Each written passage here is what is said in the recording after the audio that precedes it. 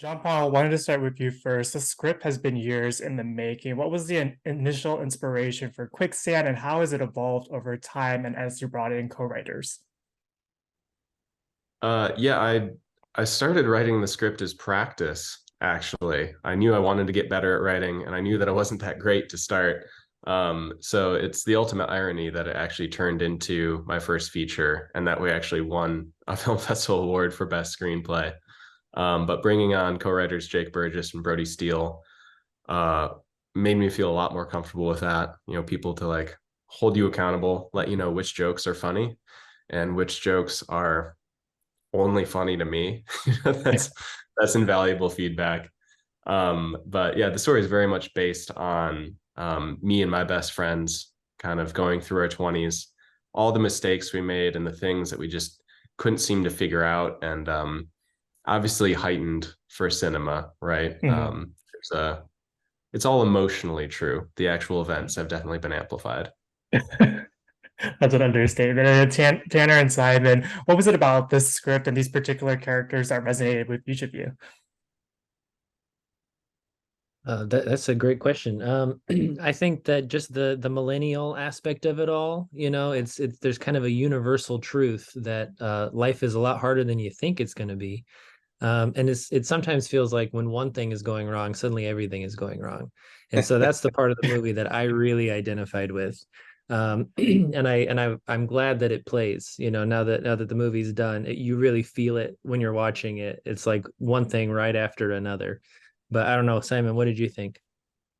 Yeah, I think that part when you realize like you have to face like the reality of life after you finish studying, and no one prepares for that moment. So I think this film like shows that pretty well. Yeah, definitely.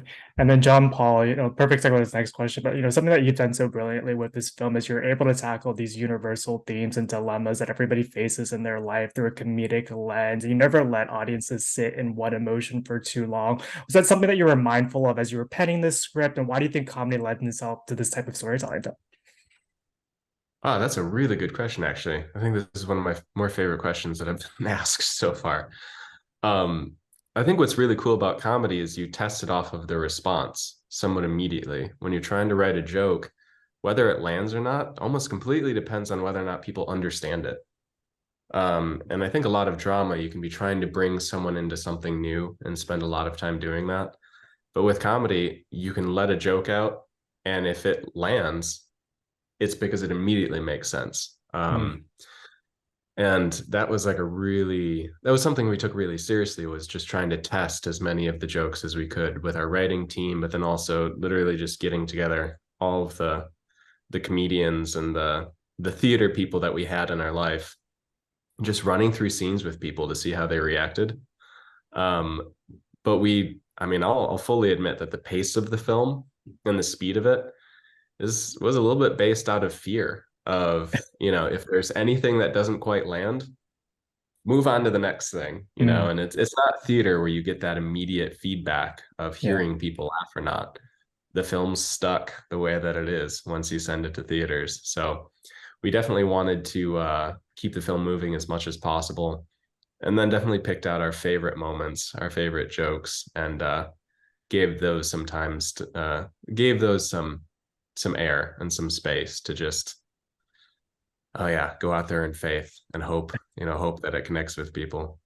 Yeah, and it has. And then Tanner and Simon, the film doesn't work unless you believe the relate friendship between Ray and Paul. And the two of you really truly bring that romance onto the screen. How did you go about building that bond and friendship necessary between your two characters? Well, We're, it's easy because Simon's great. Thank you, Tanner. Uh, Oh, of course. no, I think we were very lucky that we were really quickly became friends, and we started working really early on our characters, but also in our relationship outside, like the film. So we actually built a friendship because we knew it was really important that we build that truly and truly relationship and a truth in that relationship, so we can show that through the film and through the characters, so the people can feel that, and also that can help the story. You want to add anything? Oh yeah, no, I mean, so obviously Simon was coming up from Bogota, Colombia, and we only had a couple of weeks really to spend together. So before he even flew up, we were having Zoom conversations, just trying to get to know each other a little bit. And as soon as he came up, we went on day trips together. You know, first to let him get to know Michigan a little bit and show him some of the main sites like the Sleeping Bear Dunes and that kind of thing. You know, invited him over to dinner, you know, introduced him to my wife. Like we just hung out as much as we possibly could, you know, and we weren't shooting, we were spending the weekends together, you know, obviously running lines and stuff, but also just being bros. And I think that by the end of the shoot, we not, you know, not the characters, but Simon and I actually had a rapport that wasn't that dissimilar from Rick and Paul, where I really felt like Simon had my back, you know, throughout this whole process. And so that was really special. Yeah, great answer. And JohnPaul, you also have experience acting as well. As you've stepped into director and writer's chair, have you found that your experience acting has influenced the way that you collaborate with your cast? Yeah, and I would say it better, because the only reason I've done any acting whatsoever was just to try and improve my directing. So I used to be a DP and found that I had a real knack for directing, but that I had taken full advantage of just ignoring actors every single time I was on set. You know, it's like, man, you know, I was a little bit introverted, and if I didn't have to interact with the thespians, you know, I would walk a wide circle around them. And as I got more and more interested in directing and kind of you know, started to love working with the performers, I realized I'm way behind on this. So I started kind of shadowing other directors that I really liked. And those directors would be like, well, if you're around, stand there and here's your lines. And so that was the only acting I've really done, was just to get practice for you know, these films that I wanted to direct. So I was very much just sort of unraveling it from the inside. And I hope that it pays off. I've still got a ton to learn, but yeah, it was a fun perspective. Yeah, it's quite the debut. And then Simon, in a similar vein, in addition to the incredible work that you've done on screen, you've also directed and produced in the past. How have your experiences behind the camera impacted the way that you approach your work on screen and interpret scripts and characters like Paul and Quicksand?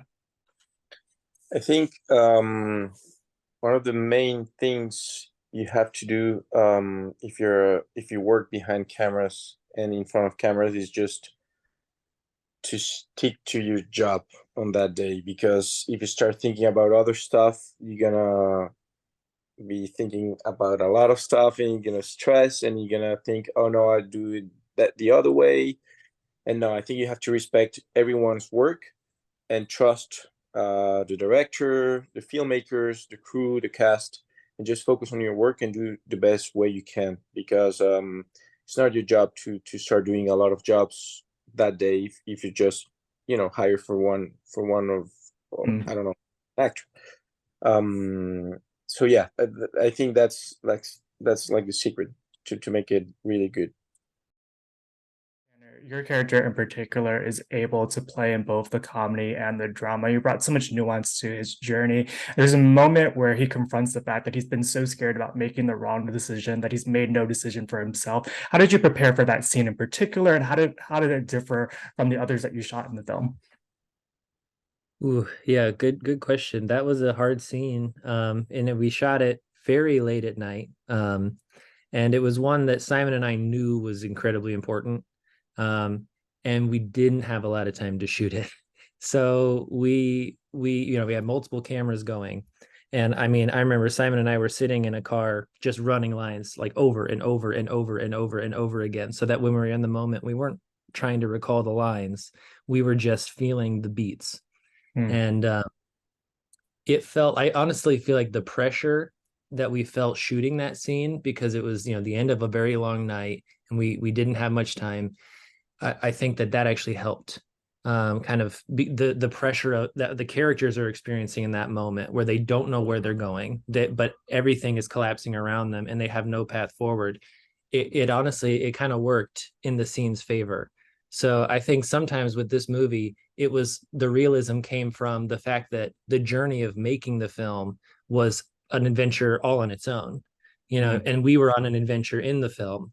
So those two things kind of played well together. And that's a good example of that.